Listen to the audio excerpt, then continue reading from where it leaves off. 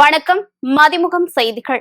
இன்றைய முக்கிய நிகழ்வுகளை பார்ப்பதற்கு முன்பாக தலைப்புச் செய்திகளை பார்க்கலாம்.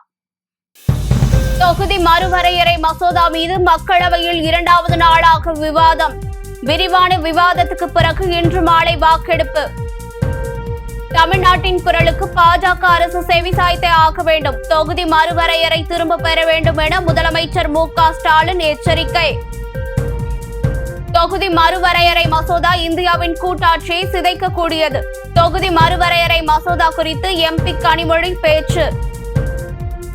அதிமுக ஆட்சியில் விவசாயிகள் நலன் காக்கப்பட்டது. கூட்டணி வலிமையாக உள்ளதாக பரப்புரையில் எடப்பாடி பழனிசாமி பேச்சு. மகளிர் இடஒதுக்கீடு சட்டம் நேற்று முதல் நடைமுறைக்கு வந்ததாக மத்திய அரசு அரசிதழ் வெளியிட்டுள்ளது. மக்களவை மற்றும் மாநில சட்டமன்றங்களில் பெண்களுக்கு 33% இடஒதுக்கீடு வழங்கும் சட்டம் கடந்த 2023ஆம் ஆண்டு செப்டம்பர் மாதம் நிறைவேற்றப்பட்டு குடியரசுத் தலைவர் ஒப்புதல் பெற்றது. இந்த சூழலில் நேற்று இரவு முதல் இந்த சட்டம் அமலுக்கு வருவதாக மத்திய அரசு அரசிதழ் வெளியிட்டுள்ளது. சட்டத்தை 2029 முதல் நடைமுறைக்கு கொண்டுவர தொகுதி மறுவரையறை மசோதா உள்ளிட்ட 3 சட்ட திருத்த மசோதாக்கள் நேற்று தொடங்கிய 3 நாள் சிறப்பு பாராளுமன்ற கூட்டத்தொடரில் தாக்கல் செய்யப்பட்டது. இது தொடர்பான விவாதம் நேற்று முதல் நடைபெற்று வரும் சூழலில் இன்று மாலை வாக்கெடுப்பு நடக்கிறது. சட்டத்தை அமலுக்கு கொண்டு வருவது நடைமுறை சார்ந்த மற்றும் அரசியல் ரீதியான கேள்விகளை எழுப்புவதாக கூறி எதிர்க்கட்சி தலைவர்கள் விமர்சித்துள்ளனர். தற்போதைய அரசிதழ் அறிவிப்பின் மூலம் இந்த சட்டத்தை அரசு முறையாக செயல்பாட்டிற்கு கொண்டு வந்துள்ளது. இருப்பினும் ஒதுக்கப்பட்ட இடங்களை நிர்ணயிக்கும் தொகுதி மறுவரையறை பணிகள் நிறைவடைந்த பின்னரே இச்சட்டத்தை நடைமுறையில் முழுமையாக செயல்படுத்த முடியும் என்ற நிலை தொடர்கிறது. ஒரு சட்டம் நாடாளுமன்றத்தில் நிறைவேற்றப்பட்ட பிறகு அதனைத் தொடர்ந்து மேற்கொள்ளப்படும் ஒரு வழக்கமான சட்ட நடைமுறைதான் இந்த அறிவிப்பு என்று மத்திய அரசு விளக்கம் அளித்துள்ளது. தமிழ்நாட்டின் குரலுக்கு மத்திய பாஜக அரசு செவிசாய்த்தே ஆக வேண்டும் என திமுக தலைவருமான மு.க. ஸ்டாலின் வலியுறுத்தியுள்ளார். தொகுதி மறுவரையறை சட்ட திருத்தத்தை மத்திய பாஜக அரசு மொத்தமாக திரும்ப பெற வேண்டும் என வலியுறுத்தியுள்ளார். இது தொடர்பாக அவர் வெளியிட்டுள்ள எக்ஸ் பதிவில் தொகுதி மறுவரையறையால் தமிழ்நாட்டின் தொகுதி அளவு குறையாது என பிரதமர் அவர்களும் உள்துறை அமைச்சர் அவர்களும் நேற்று நாடாளுமன்றத்தில் வாய்மொழி உத்தரவாதம் அளித்துள்ளதை குறிப்பிட்டு பதிவிட்டுள்ளார். ஆனால் தற்போதைய மத்திய ஆட்சியாளர்களோ மாநில உரிமைகளை காப்பாற்றுவோம் என சொல்லிக்கொண்டே அதனை சில்லு சில்லாக நொறுக்கும் வேளையில் ஈடுபடுவதாக அவர் குறிப்பிட்டுள்ளார். தமிழ்நாட்டின் குரலுக்கு மத்திய பாஜக அரசு செவிசாய்த்தே ஆக வேண்டும் என முதலமைச்சர் பதிவிட்டுள்ளார். மகளிர் இடஒதுக்கீடு திருத்த மசோதா மீதான விவாதம் நடக்கும் போதே அச்சட்டம் அமலுக்கு வந்ததாக அரசிதழில் வெளியிட்டது ஏன் என கனிமொழி எம்பி கேள்வி எழுப்பினார். தொகுதி மறுவரையறை மசோதா மீது மக்களவையில் இரண்டாவது நாளாக இன்று விவாதம் நடைபெற்று வருகிறது. இதில் திமுக எம்பி கனிமொழி உரையாற்றினார். அப்போது தொகுதி மறுவரையறை மசோதா இந்தியாவின் கூட்டாட்சியை சிதைக்கக்கூடியது என கூறினார். மகளிர் இடஒதுக்கீடு திருத்த மசோதா மீதான விவாதம் நடக்கும் போதே அச்சட்டம் அமலுக்கு வந்ததாக அரசிதழில் வெளியிட்டது ஏன் என கேள்வி எழுப்பிய அவர், இந்திய அரசின் அறிவுறுத்தலை ஏற்று தென் மாநிலங்கள் மக்கள் தொகையை கட்டுப்படுத்தியுள்ளதாக கூறினார். மக்களவை உறுப்பினர்களின் எண்ணிக்கை 850 ஆக உயர்த்தப்பட்டால் பேசக்கூட வாய்ப்பு கிடைக்காது என வேதனை தெரிவித்த கனிமொழி, கட்டுப்படுத்தப்பட்ட மக்கள் தொகை அடிப்படையில் எண்ணிக்கையை தீர்மானிக்கலாமா எனவும் கேள்வி எழுப்பினார். Sir, the government has introduced 3 bills in this special session, called in haste and time to disrupt the ongoing elections in my state and many states. And I rise to oppose these bills on the behalf of my party and my state. Let me start by saying that these 3 bills, disguised as if they are in support of the reservation of women, constitute the single greatest assault on Indian federal structure. Let me begin at the beginning, because this government always counts on the public not knowing the history. The history of the delimitation in India is at its heart the history of a promise made by the parliament to the people of the southern states, Tamil Nadu, Kerala, Karnataka, Andhra Pradesh and Telangana. 5 states which have resisted the onslaught of the Bharatiya Janata Party and have stood out as role models for inclusive development. AIADMK ஆட்சியில் விவசாயிகள் நலன் காக்கப்பட்டது என எடப்பாடி பழனிசாமி உறுதியளித்துள்ளார். சேலம் மாவட்டம் சங்ககிரியில் அதிமுக கூட்டணி கட்சி வேட்பாளர்களை ஆதரித்து அதிமுக பொதுச் செயலாளர் எடப்பாடி பழனிசாமி வாக்கு சேகரித்து பிரச்சாரம் மேற்கொண்டார்.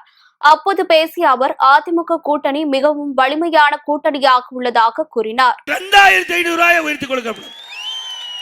இது நம்முடைய நெசவாளர் பெருமக்களுக்கு 65 வயசுக்கு மேற்பட்டவர்களுக்கு இனி 2500 ரூபாய் மாதந்தோறும் வழங்கப்படும். அதே போல நீங்க நினைக்கிற மாதிரி நிச்சயம் வரும். மத்திய அரசு ஜாதிவாரி கணக்கெடுப்பு எடுக்க வேண்டும் என்று உத்தரவு வழங்கப்பட்டு விட்டது. இந்தியா முழுவதும், தமிழ்நாடு மட்டுமல்ல, இந்தியா முழுவதும் ஜாதிவாரி கணக்கெடுப்பு எடுப்பதற்கு நடவடிக்கை எடுக்க வேண்டும் என்று மத்திய அரசு அறிவித்துள்ளது. அதன்படி தமிழ்நாட்டிலும் ஜாதிவாரி கணக்கெடுப்பு எடுக்கப்படும். அதே போல நம்முடைய விவசாயிகளுக்கு தொடக்க வேளாண் வங்கியில் வாங்கிய கடன் 2 முறை தள்ளுபடி செஞ்சிருக்கிறோம். 2 முறை, ஒரே 5 ஆண்டு 2016 விவசாயிகள் வாங்கிய கடன் கூட்டுறவு சங்கத்தில் தள்ளுபடி. 2021 நம்முடைய விவசாயிகள் தொடக்க வேளாண் கூட்டுறவு கடன் சங்கத்தில் வாங்கிய பயிர்கடன் தள்ளுபடி. மீண்டும் அதிமுக ஆட்சி அமைந்தவுடன் இப்பொழுது விவசாயிகள் தொடக்க வேளாண் வங்கியில் வாங்கிய பயிர்கடன் தள்ளுபடி செய்யப்படும்.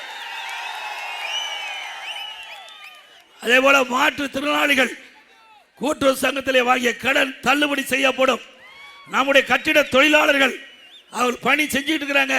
கட்டட வேலை செஞ்சிட்டு இருக்கும் போது தவறி விழுந்து உயிரிழந்தால் அந்த குடும்பத்துக்கு 25 லட்சம் ரூபாய் நிவாரணம் வழங்கப்படும். படுகாயமடைந்தால் 2 லட்சம் ரூபாய் அவர்களுக்கு கொடுக்கப்படும்.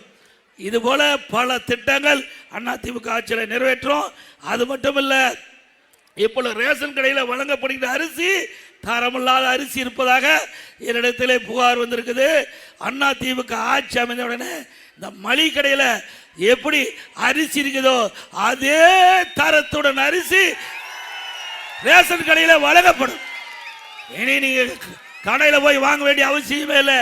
ரேஷன் கடை அரிசியே நம்பர் 1 தரமுள்ள அரிசியா கொடுப்போம். எத்தனாயிரம் கோடி செலவானாலும் பரவாயில்ல, ஏழைகளுக்காக இந்த திட்டத்தை அதிமுக அரசு அமைந்தவுடன் நிறைவேற்றிய தீரும். தொகுதி மறுவரையறை மசோதா மீது மக்களவையில் 2வது நாளாக இன்று விவாதம் நடைபெற்று வருகிறது. மகளிர் இடஒதுக்கீடு, தொகுதி மறுவரையறை மற்றும் யூனியன் பிரதேச சட்டம் ஆகியவை மக்களவையில் நேற்று அறிமுகம் செய்யப்பட்டன. இந்த 3 மசோதாக்களும் காங்கிரஸ், சமாஜ்வாதி, திமுக உள்ளிட்ட இந்திய கூட்டணி கட்சிகள் கடும் எதிர்ப்பு தெரிவித்தனர்.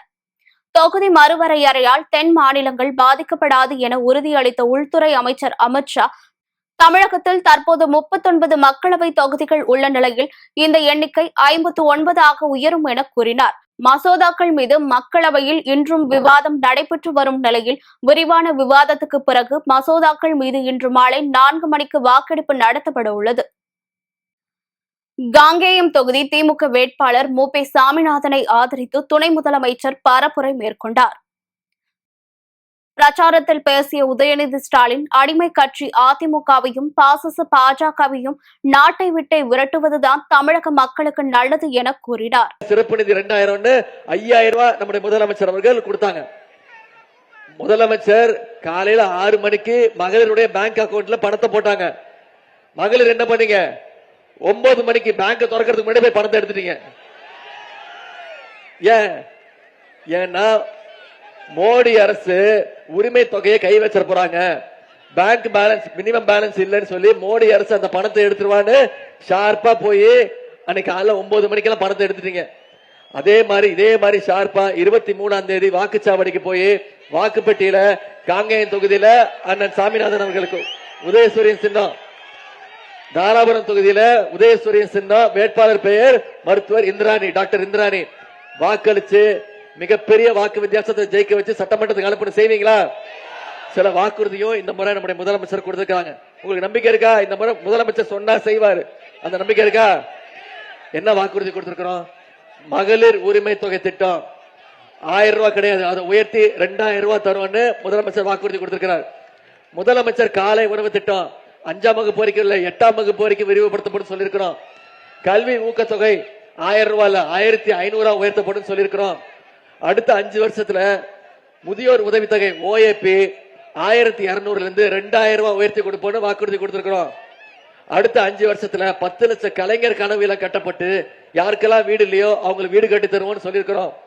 எல்லாத்த விட முக்கியமா ஒரு வாக்குறுதி கொடுத்திருக்கிறோம். உங்களுக்கு தெரியும், ஆட்சி அமைஞ்சோன்னு முதலமைச்சர் அவர்கள் அனைத்து மகளிருடைய கைகளையும் 8000 ரூபாய் முதலமைச்சர் மகளிருடைய கைகளை ஒப்படைச்சிருவாங்க. அவங்க மகளிர் அவங்க வீட்டுல அவங்களே முடிவு பண்ணிட்டோம். அவங்க வீட்டுக்கு என்ன மின்சாதன பொருட்கள் தேவைங்கிறத மகளிர் முடிவு எடுத்துக்கிட்டோம் அப்படின்னு நம்முடைய முதலமைச்சர் அவர்கள் அந்த பொறுப்பை உங்ககிட்ட ஒப்படைச்சிட்டாங்க.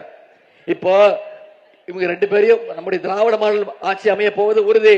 அதற்கு மேலும் வலு சேர்க்கிற விதமா அண்ணன் சாமிநாதன் அவர்களையும் சகோதரி இந்திராணி விருதுநகரில் தேமுதிக வேட்பாளர் விஜய் பிரபாகரனை ஆதரித்து பிரச்சார பொதுக்கூட்டம் நடைபெற்றது.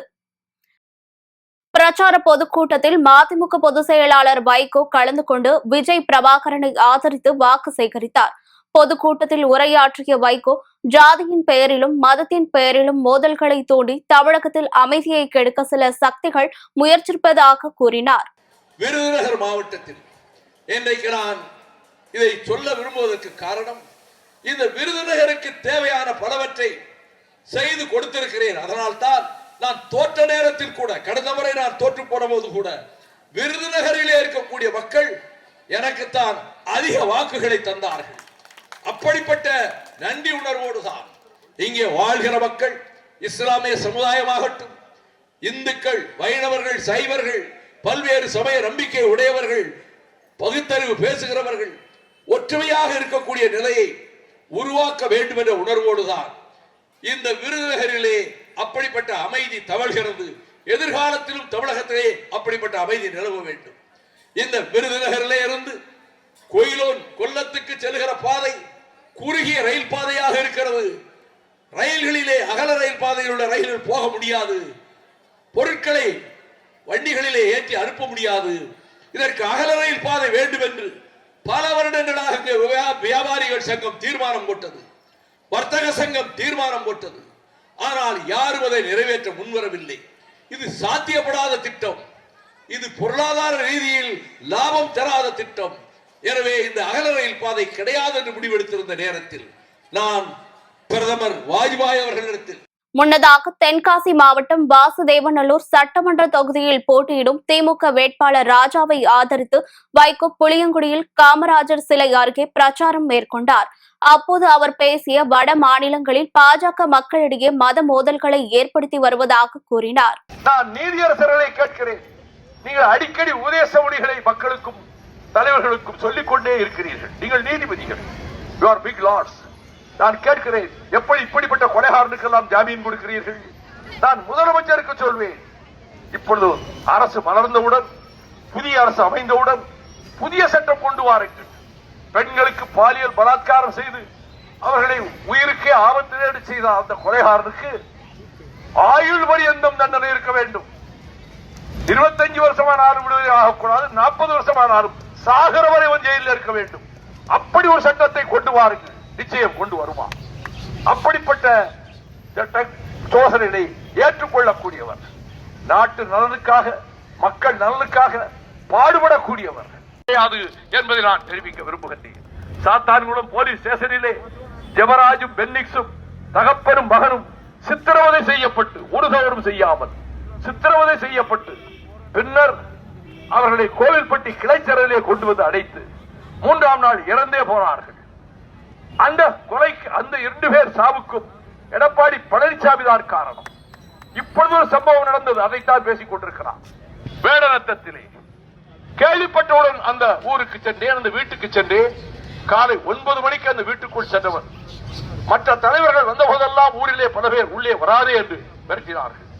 என்னை பார்த்தவுடன், இவன் பொதுவானவன், எல்லா சமூகத்துக்கும் பொதுவானவன், இவன் தமிழ்நாட்டின் நலனுக்காக உழைப்பவன், பாடுபடுபவன், ஜெயிலுக்கு போனவன், அவனை வீட்டுக்குள்ளே அழைத்துக் கொண்டு போவோம் என்று உள்ளே அழைத்துக் கொண்டு போனார்.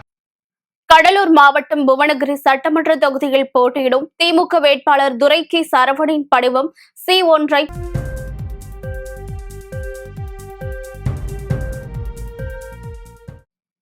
நெய்வேலி சட்டமன்ற தொகுதியில் போட்டியிடும் தமிழக வாழ்வுரிமை கட்சி வேட்பாளர் டி திருமால் வளவனின் படிவம் C1 வேலூர் மாவட்டம் காட்பாடி தொகுதியில் அதிமுகவுக்கு வாக்கு சேகரிக்க கூடாது என பெண்ணுக்கு செல்போனில் மிரட்டல் விடுத்துள்ளது பெரும் பரபரப்பை ஏற்படுத்தியுள்ளது.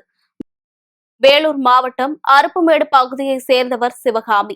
இவர் காட்பாடியில் ஓடை பிள்ளையார் கோவிலில் அன்னதான திட்டத்தில் தொழிலாளியாக பணியாற்றுகிறார். இவர் காட்பாடி தொகுதியில் அதிமுக சார்பில் போட்டியிடும் ராமு என்பவருக்கு அருப்புமேடு பகுதியில் வீடு வீடாக அதிமுகவுக்கு வாக்கு சேகரித்தனர். அப்போது மற்ற கட்சியினர் அதிமுகவுக்கு வாக்கு சேகரிக்க கூடாது என மிரட்டல் விடுத்தனர். இதுகுறித்து சிவகாமி விருதம்பட்டு காவல் நிலையத்தில் புகார் மனு அளித்தார். முதலமைச்சர் எதற்கெடுத்தாலும் எதிர்ப்பு போராட்டம் செய்வதாக தமிழக பாஜக மாநில தலைவர் நயினார் நாகேந்திரன் தெரிவித்துள்ளார். ஈரோடு வில்லரசம்பட்டியில் உள்ள தனியார் விடுதியில் தமிழக பாஜக மாநில தலைவர் நயினார் நாகேந்திரன் செய்தியாளர்களை சந்தித்தார். அப்போது எண்ணிக்கையில் வளரக்கூடிய மாநிலத்திற்கும் பெண்களுக்கும் இடஒதுக்கீடு கொடுக்க வேண்டியது காலத்தின் கட்டாயம் என தெரிவித்தார். பெண்களுக்கு இடஒதுக்கீடு வேணுங்கிறது கிட்டத்தட்ட 15 ஆண்டுகளா பேசிக்கணும். இது வந்து இன்னைக்குள்ள ஏற்பட்ட விஷயம் கிடையாது. அதனால காலகட்டத்தில் கொண்டு வந்த நான் சொன்ன மாதிரி இன்னும் பழைய 543 வச்சுக்கிட்டே இருந்தா எப்படி முடியும்? எல்லாருக்கும் தொடர்ந்து வேணும் இல்லையா? 5 மாநிலத்தில் தேர்தல் முடிஞ்ச பின்னால் கூட நீங்க டிஸ்கஸ் பண்ணலாமே பொறுமையா. என்ன அவசரம் அதுக்குள்ள? உங்களுக்கு 33 மாசம் ஆகுது நீங்க அந்த ரிசர்வேஷன் பில் கொண்டு வந்து. இந்த நாடாளுமன்ற உறுப்பினராகவே இல்லை அப்படிங்கிறத வச்சுட்டு நான் அவருக்கு கொஞ்சம் இன்ட்ரடியூஸ் பண்றேன். என்னன்னா 1996 நான் பெற்றுக்கொண்ட நாடாளுமன்ற உறுப்பினர். அப்ப லோக்சபாவில் தேவகவுடா பிரதம அமைச்சராக இருக்கிற போதே பில் வந்துச்சு. நீங்க இப்போ வந்து அவசரமா கொடுக்கப்பட்ட பில் இல்லை. இந்த பில்லுடைய சில சீர்திருத்தங்களுக்கு வந்து செலக்ட் கமிட்டி போச்சு. செலக்ட் கமிட்டியில எல்லா சட்டமன்ற நாடாளுமன்ற உறுப்பினர்களும் உண்டு. அதே மாதிரி வந்து நாடாளுமன்றத்தினுடைய அனைத்து கட்சியினுடைய தலைவர்கள் கூட்டத்தை பிரதம அமைச்சர் அதுலயும் விளக்கிட்டார். ஏற்கனவே எல்லோரும் ஒத்துக்கிட்டதான தவிர இப்போ வெளியில பரப்புரையில இப்படி சொல்லிட்டு இருக்காங்க. அவசரம் என்னன்னு ஒவ்வொரு முறையும் ஒவ்வொரு சட்டம் கொண்டு வருகிற போதும் ஏதாவது ஒரு மாநிலத்தில் நாடாளுமன்ற தேர்தலும் நாடாளுமன்ற இடைத்தேர்தலும் சட்டமன்ற தேர்தலும் இருக்கத்தான் செய்யும். அது ஒரு பிரச்சனையே கிடையாது. இரண்டாவது, அதுக்கு மன்மோகன் காலத்திலையும் இதே பில் வந்தது. மன்மோகன் காலத்தில் பில் வந்து ராஜ்யசபாவில் நிறைவேற்றி. அப்ப நான் ராஜ்யசபாவில் நிறைவேற்றி. ஆனா லோக்சபா தோற்றுச்சு. அந்த இந்த மாதிரி நிலை வந்தது. அதெல்லாம் போய்தான் அதனுடைய சீர்திருத்தத்தினால இப்ப மக்கள் தொகை பிரச்சனை இடம் குறையன்றதானே இப்ப பிரச்சனை. அதுதானே பாதிப்பு. தென்னிந்தியா முழுக்க பாதிக்கப்படும். 543 பாராளுமன்ற உறுப்பினர்களுக்கு 7.2% அப்படியே இருக்கும். அது குறையாது. தேர்தல் நடக்கும் நேரத்தில் திசை திருப்பும் செயலில் பாஜக முயற்சிப்பதாக கொங்கு நாடு மக்கள் தேசிய கட்சி தலைவர் மற்றும் பொதுச் செயலாளர் ER ஈஸ்வரன் தெரிவித்துள்ளார். நாமக்கல்லில் செய்தியாளர்களை சந்தித்த அவர் தமிழகத்தில் வலுவாக இருக்கும் திமுக கூட்டணியை பலவீனப்படுத்தும் நோக்கில் பாஜக பல்வேறு அரசியல் முயற்சிகளில் ஈடுபட்டுள்ளதாக குற்றம் சாட்டினார். 6 தொகுதியிலுமே நல்லா இருக்குன்னு சொல்லிட்டேன். திருச்செங்கோடு தொகுதியில நாங்கள் நிறைய திட்டங்களை செய்திருக்கிறோம். மக்கள் புரிந்திருக்கிறார்கள். நீங்கள் திருச்செங்கோடு தொகுதியிலே யாரிடம் தொலைபேசியில் அழைத்து பேசினாலும் சொல்வார்கள். எந்த ஒரு கெட்ட பெயரும் எடுக்காத வேண்டாம். எதையும் சொல்லிவிட முடியாது. நேர்மையாக இருந்திருக்கிறேன், நியாயமாக இருந்திருக்கிறேன், பல திட்டங்களை கொண்டு வந்திருக்கிறேன். அதுவெல்லாம் எனக்கு இன்றைக்கு வாக்குகளாக கண்டிப்பாக வரும் என்ற அந்த முழு நம்பிக்கை இருந்திருக்கிறது. மக்கள் மத்தியில் அந்த பேச்சு இருக்கிறது. அதற்காக எனக்கு கூடுதல் வாக்கு வருவதற்கு வாய்ப்பு இருக்கு. இப்போ திருச்செங்கோடு நகரப்பகுதியில் மட்டும் நீங்க அதிகமாக செஞ்சிருக்கிறீங்க, கிராமப்புறங்கள் எதுவுமே செய்யணும்னு சொல்லிட்டு ஒரு குற்றச்சாட்டு மாதிரி இல்லை. கிராமப்புறங்கள்ல இப்போ வந்து ITI பார்த்தீங்கன்னா மலசமுத்திரத்துக்கு கொண்டு வந்திருக்கோம். அப்புறம் நீங்க மலசமுத்திரம் ஒன்றியத்துல பாத்தீங்கன்னா ஏகப்பட்ட ரோடு சாலை வசதிகள் மலசமுத்திரம் ஒன்றியத்துல, நாமக்கல் மாவட்டத்திலேயே மலசமுத்திரம் ஒன்றியத்துல தான் அதிகமான சாலைகள் போடப்பட்டிருக்கிறது. நீங்க உள்ள போய் பார்த்தீங்கன்னா தெரியும். பல திட்டங்கள் வாயிலாக அதை நாம் இன்றைக்கு கொண்டு வந்திருக்கிறோம். அதே போல நீங்க திருச்செங்கோடு ஒன்றியமாகட்டும் அல்லது மலசமுத்திரம் ஒன்றியம் கிராம பகுதியாகட்டும், ஒவ்வொரு பஞ்சாயத்துக்கும் நாம் 4 கோடியிலிருந்து 12 கோடி வரை திட்டங்களை கொண்டு வந்திருக்கிறோம். அது பட்டியலில் இருக்கிறது. ஒவ்வொரு பஞ்சாயத்திலும் அந்த பட்டியலை காண்பித்து தான் நான் பேசிக் கொண்டிருக்கிறேன். ஆனால் கிராமங்களுக்கு செய்யவில்லை என்று ஒரு பொதுவாக சொல்லுவது கண்டிப்பாக ஏற்க முடியாது. ஆனால் ஒவ்வொரு கிராமத்திற்கும் என்னென்ன பணிகளை செய்திருக்கிறேன், எவ்வளவுக்கு செய்திருக்கிறேன் என்பதையெல்லாம் அங்கே சொல்லி இருக்கிறோம். இப்போ மையப்பமலைக்கு சாலை போட்டு இருக்கிறோம். அது கிராம பகுதி இல்லையா? அது கிராம பகுதி தானே. கருங்கல்பட்டியில 400 கோடி ரூபாய்க்கு திருமலை முத்தாருக்கு குறுக்கே பாலம் கட்டி இருக்கிறோம். அதுவெல்லாம் இல்லையா? குளத்துப்பாளையத்திலே பாலம் கட்டி இருக்கிறோம். இங்க இறையமங்கலத்திலே. இப்படி பல்வேறு விஷயங்களை கிராம பகுதிக்கு நாம் நிறைய செய்திருக்கிறோம். அலிமூர்ல பஞ்சாயத்தில் இருந்த குப்பை மலையை குறைச்சிருக்கிறோம். இதெல்லாம் கிராமத்துக்கு சேர்ந்தது இல்லையா? அதோட கிராம பகுதிகளில் நிறைய ஆரம்ப சுகாதார நிலையங்களை கட்டியிருக்கிறோம், துணை சுகாதார நிலையங்களை கட்டியிருக்கிறோம். ஆனால் கிராமத்தில் செய்யலை அப்படின்னு சொல்றதை ஏற்றுக்கொள்ளவே முடியாது. சென்னையில் தங்கம் விலை சவரனுக்கு ரூபாய் 1200 குறைந்து ரூபாய் 1,13,680க்கு விற்பனை செய்யப்படுகிறது. ஈரான், அமெரிக்கா, இஸ்ரேல் இடையேயான போர் காரணமாக தங்கத்தின் விலையில் தாக்கம் ஏற்பட்டுள்ளது. அதன்படி சென்னையில் தங்கம் விலை சவரனுக்கு 1200 ரூபாய் குறைந்து 1,13,680 ரூபாய்க்கு விற்பனை செய்யப்படுகிறது. கிராமுக்கு 150 ரூபாய் குறைந்து 14,210 ரூபாய்க்கு விற்பனை செய்யப்படுகிறது. வெள்ளி விலை கிராமுக்கு மாற்றமின்றி 1 கிராம் 275 ரூபாய்க்கு விற்பனையாகிறது. பொள்ளாச்சியில் லீடர் படம் வெற்றி கொண்டாட்ட நிகழ்ச்சி நடைபெற்றது. இயக்குனர் துரை செந்தில்குமார் இயக்கத்தில் உருவாகியுள்ள லீடர் படம் ஒரு வாரத்திற்கு மேலாக வெற்றிகரமாக ஓடிக்கொண்டிருக்கிறது. அதனை ரசிகர் மன்றங்களின் சார்பில் படத்திற்கு உள்ள வரவேற்பை அறிய நடிகரும் அரசியல் விமர்சகருமான கூல் சுரேஷ் தமிழகத்தின் அனைத்து பகுதிகளுக்கும் சுற்றுப்பயணம் மேற்கொண்டு வருகிறார். இன்னைக்கு 2வது வாரத்தில் மிக சிறப்பாக இந்த படம் லீடர் படம் ஓடிட்டு இருக்கு அப்படின்னாக்க முக்கிய காரணம் ரசிகர்களும் நிர்வாகிகளும் தான் காரணம். ஏன்னா ஒரு தலைமை சரியாக இருந்தால்தான் அதை நம்ம கரெக்டாக வழி நடத்தி போக முடியும். அதனால் இந்த லீடர் படத்திற்கு ஒத்துழைத்த அனைத்து ரசிகர்களுக்கும் நிர்வாகிகளுக்கும் என் மனமார்ந்த நன்றிகளை தெரிவித்துக் கொள்கிறேன். நான் ஒரு படம் பார்க்க வரும்போதும் விதவிதமாக வித்தியாசமான கெட்டப்பில் வருது.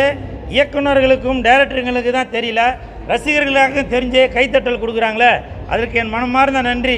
அதற்கு காரணம் ஒரு தேட்டருக்கும் போகும்போதும் எதனா ஒரு வித்தியாசமாக போனால் தான் அங்கே உள்ள ஆடியன்ஸு அதை கவருவாங்க. படத்தில் ஹீரோ மட்டும் 5 கோடி 10 கோடி வாங்கிட்டு சும்மா இருந்தால் பத்தாது, அந்த படத்துக்காக உழைக்கணும். ஏன்னா இன்றைக்கி நிறையா படங்கள் அதற்கான ஹீரோவோ இல்லை அதில் நடிச்சிருக்க கோ ஆர்டிஸ்ட்டுங்க எந்த ஒரு சப்போர்ட்டும் இல்லாதனால தயாரிப்பாளர்களோட நிலைமை ரொம்ப கேள்விக்குறியாக இருக்குது. அதனால் இயக்குனர் அவர்களே, உங்களுக்கு யார் சப்போர்ட் பண்ணுறாங்களோ அவங்கள நீங்கள் உங்கள் படத்தில் பயன்படுத்த பாருங்கள். கூல் சுரேஷை பயன்படுத்துங்கன்னு சொல்லவில்லை, நான் சினிமா சோறு சாப்பிட்றதுனால இந்த கருத்தை நான் சொல்கிறதுக்கு வரேன். சரிங்களா? அது மூலம் கடலூர் சட்டமன்ற தொகுதியில் காங்கிரஸ் சார்பில் போட்டியிடும் வேட்பாளர் சந்திரசேகரனை ஆதரித்து மதிமுக சார்பில் பிரச்சார கூட்டம் நடைபெற்றது. கடலூர் சட்டமன்ற தொகுதியில் காங்கிரஸ் கட்சி சார்பில் போட்டியிடும் வழக்கறிஞர் சந்திரசேகரனை ஆதரித்து மதிமுக சார்பில் கடலூர் மஞ்சக்குப்பம் தலைமை தபால் நிலையம் பேருந்து நிறுத்தம் எதிரில் பிரச்சார கூட்டம் நடைபெற்றது. இதில் கை சின்னத்திற்கு ஆதரவு கேட்டு மதிமுக பொருளாளர் செந்திலதிபன் வாக்கு சேகரித்தார். பிரச்சாரத்தில் பேசிய செந்திலதிபன் இந்தியாவை காவி நாடாக மாற்ற பாஜக முயற்சிப்பதாக பேசினார். பிரச்சாரத்தில் கடலூர் மத்திய மாவட்ட காங்கிரஸ் தலைவர் ரங்கமணி, கடலூர் மாவட்ட மதிமுக செயலாளர் என் ராமலிங்கம் உட்பட கூட்டணி கட்சி நிர்வாகிகள் பலர் கலந்து கொண்டனர். கடலூர் தொகுதி மக்களுக்கு நாம் சொல்ல வேண்டிய அவசியமில்லை. மிகுந்த பண்போடு பழகக்கூடியவர், மக்களுக்கு தொண்டாற்றுவதிலே தன்னை ஈடுபடுத்திக் கொண்டு காங்கிரஸ் கட்சியிலே நீண்ட காலமாக பணியாற்றி வரக்கூடிய ஒரு நல்ல மனிதர், பண்புள்ள மனிதர். அவரை சட்டமன்றத்திற்கு தேர்ந்தெடுத்து அனுப்பினால் இந்த தொகுதியினுடைய வளர்ச்சிக்கு துணை நிற்பவராக, வாதாடக்கூடியவராக சட்டமன்றத்திலே பணியாற்றுவார். கை சின்னத்திலே வாக்கினை தந்து சட்டமன்ற தேர்தலில் கடந்த காலங்களிலே அவர் போட்டியிட்டு வெற்றி வாய்ப்பை இழந்திருக்கிறார். அவருக்கு ஒரு வாய்ப்பை வழங்க வேண்டும் என்று மறுமலர்ச்சி திராவிட முன்னேற்ற கழகத்தின் சார்பில் எங்கள் ஆளுநர் தலைவர் புரட்சி புயல் வைகோ அவர்கள் சார்பிலே அந்த வேண்டுகோளை முன்வைக்கிறேன். இன்றைக்கு ஏப்ரல் 16ஆம் தேதி தமிழ்நாடு முழுவதும் கருப்பு கொடிகள் கட்ட வேண்டும், தமிழ் பெருமக்கள் கருப்பு சின்னத்தை அணிய வேண்டும், கருப்பு உடை தரிக்க வேண்டும் என்று நம்முடைய முதலமைச்சர் மதிப்புக்குரிய தளபதி அண்ணன் ஸ்டாலின் அவர்கள் நேற்றைக்கு அறிக்கை கொடுத்தார்கள். எங்கள் ஆளுநர் தலைவர் வைகோ அவர்களும் தமிழ்நாடு ஒருபோதும் பாசிசத்திற்கு அடிபணியாது, கருப்பு கொடியை உயர்த்துவோம் என்று சொல்லி அறிக்கை கொடுத்தார்கள். மதசார்பற்ற முற்போக்கு கூட்டணியில் இடம்பெற்றிருக்கிற கட்சிகளுடைய தலைவர்கள் எல்லாம் அறிக்கை கொடுத்தார்கள். இன்றைக்கு தமிழ்நாடு முழுவதும் இந்த கருப்பு கொடி ஏற்றுகிற போராட்டத்தை அறப்போராட்டத்தை தமிழ்நாடு இன்றைக்கு நடத்தி இருக்கிறது. திருப்பூர் தெற்கு தொகுதியில் போட்டியிடும் திமுக கூட்டணி வேட்பாளர் தினேஷ்குமார் தீவிர வாக்கு சேகரிப்பில் ஈடுபட்டார். திருப்பூர் தெற்கு தொகுதியில் மதசார்பற்ற முற்போக்கு கூட்டணியின் சார்பில் மாநகராட்சி மேயராக பணியாற்றி வந்த தினேஷ்குமார் உதயசூரியன் சின்னத்தில் போட்டியிடுகிறார். இந்நிலையில் திருப்பூர் மாநகராட்சிக்கு உட்பட்ட 29வது வார்டு பகுதியில் மதசார்பற்ற முற்போக்கு கூட்டணியின் வேட்பாளர்களுடன் பிரச்சாரத்தில் ஈடுபட்டார். அப்போது பெண்கள் உற்சாகத்துடன் வேட்பாளருக்கு ஆரத்தி எடுத்து வரவேற்பு கொடுத்தனர். தொடர்ந்து பொதுமக்களிடையே பேசிய வேட்பாளர் தினேஷ்குமார் ஸ்டாலின் அரசின் சாதனைகளை தொடர உதயசூரியன் சின்னத்தில் வாக்களிக்க வேண்டும் என கூறி வாக்கு சேகரித்தார். நடைபெறுகின்ற சட்டமன்ற தேர்தலில் திராவிட முன்னேற்ற கழகத்துடைய வேட்பாளராக மதசார்பற்ற முற்போக்கு கூட்டணியுடைய வேட்பாளராக உங்களை அன்போடு கேட்டுக் கொள்கின்றேன். உற்சாக வரவேற்பு கொடுத்த கூட்டணி கட்சி தோழர்களுக்கும் ஆரத்தி எடுத்து வெற்றி திலகமிட்ட மார்க்சிஸ்ட் கம்யூனிஸ்ட் கட்சியுடைய மூத்த முன்னோடி முன்னாள் மாமன்ற உறுப்பினர் பொன்மணி குணசேகரன் அவர்களுக்கும் அவருடைய குடும்பத்தாருக்கும் பெரியோர்களுக்கும் தாய்மார்களுக்கும் மனமார்ந்த நன்றிகளை தெரிவித்துக் கொள்கின்றோம். பல்வேறு சாதனைகளை நிகழ்த்தி 10 ஆண்டுகள் அதிமுக ஆட்சியில் தாழ்ந்து கிடந்த தமிழகத்தை வளர்ச்சி திட்டங்கள் மூலமாக மக்கள் நலத்திட்டங்கள் மூலமாக மாண்புமிகு அண்ணன் தளபதி அவர்கள் தமிழகத்தை இன்றைக்கு தலைமுறை செய்திருக்கின்றார். மத்தியில் ஆளக்கூடிய பாஜக தொடர்ந்து தமிழகத்தை வஞ்சித்து தமிழகத்துக்கு அநீதிகளை இழைத்து வருகின்ற பாரதிய ஜனதாவிற்கு பாடம் புகட்ட வேண்டிய தேர்தல் இந்த தேர்தல். உள்ளாட்சியிலும் நல்லாட்சி என்று சொல்லக்கூடிய வகையில் பல்வேறு மக்கள் நலப் பணிகளை ஆட்சி பணிகளை திருப்பூர் மாநகராட்சியில் கடந்த 4 ஆண்டுகளில் நிறைவு செய்திருக்கின்றோம். உரிமையோடு கேட்கின்றோம், உணர்வோடு கேட்கின்றோம். ஸ்டாலின் ஆட்சி தொடரட்டும், தமிழகம் தலைநிமிரட்டும், வாக்களியுங்கள் உதயசூரியனுக்கு. வேலூரில் சட்டமன்ற தேர்தலில் 100% வாக்குப்பதிவை வலியுறுத்தி பொதுமக்களுக்கு விழிப்புணர்வு ஏற்படுத்தப்பட்டது. மாவட்ட ஆட்சியர் சுப்புலட்சுமி தலைமையில் விழிப்புணர்வு பிரச்சாரம் நடைபெற்றது.